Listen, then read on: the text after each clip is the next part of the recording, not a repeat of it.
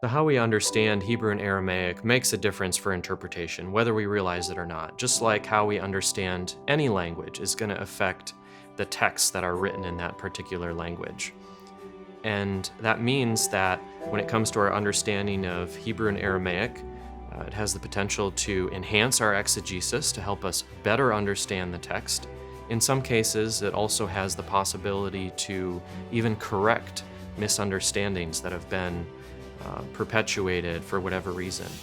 I've got a pretty wide readership in mind for this book, so I'm thinking students, pastors, professors, teachers, scholars, and really the reason for that is because I want this book, or I intend this book to be for anybody who's interested in understanding the Hebrew Bible better, anybody who wants to be a better interpreter of the Hebrew Bible, because how we understand Hebrew and Aramaic and how we understand the developments in our understanding of those languages makes a big difference for interpretation.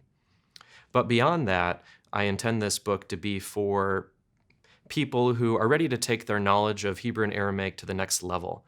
They want to be faithful interpreters. They want to interpret the text accurately, but they want to take that knowledge to the next level.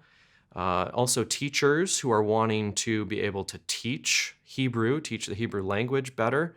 I envision it being good for that. And then also for those who are interested in scholarship, in linguistics, in Hebrew and Aramaic, and want to be able to take their knowledge of linguistics and the developments to the next level there, and to be able to engage in their own scholarship in those topics.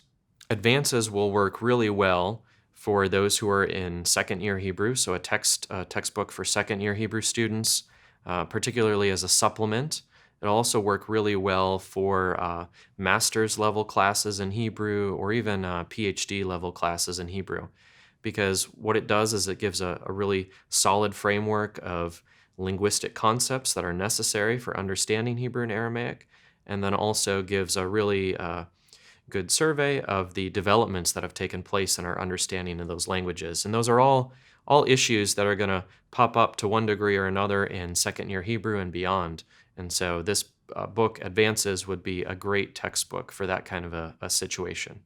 I really had two reasons for writing this book. The first one is that it really grew out of my own academic journey.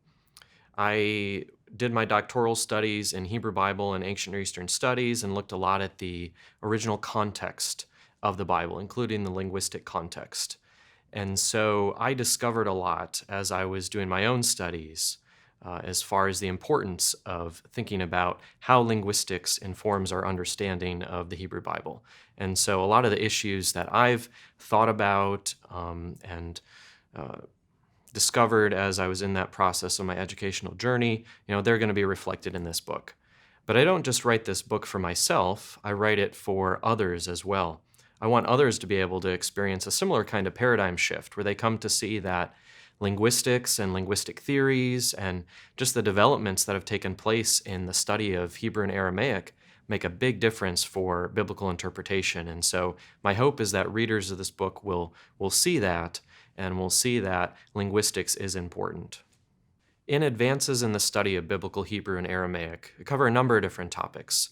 The book starts off in the first two chapters, and we introduce a lot of the framework, the background knowledge that's necessary for understanding the book. So the first chapter deals with linguistics and linguistic theories, and just deals with some of the key concepts that we're going to have to know there in order to understand the rest of the book.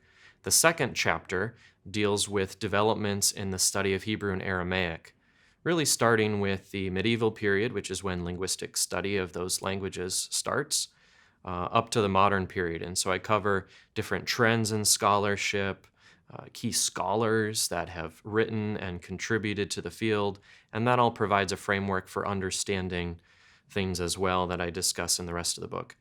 And what I cover in the remaining chapters of Advances is I look at different topics that are specific to certain concepts.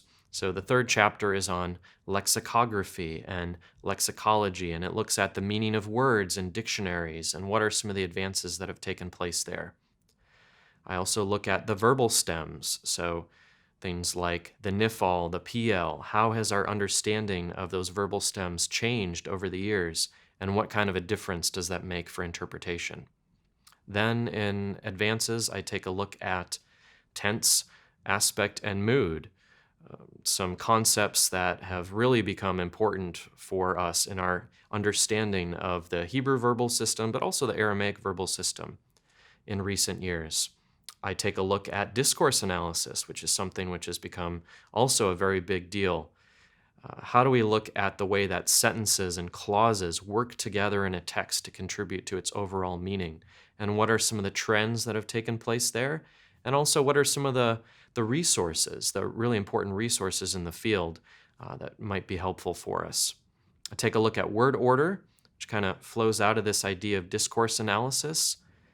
Word order, it makes a difference where we position words, and that can have a difference for interpretation. That can impact how we read the text.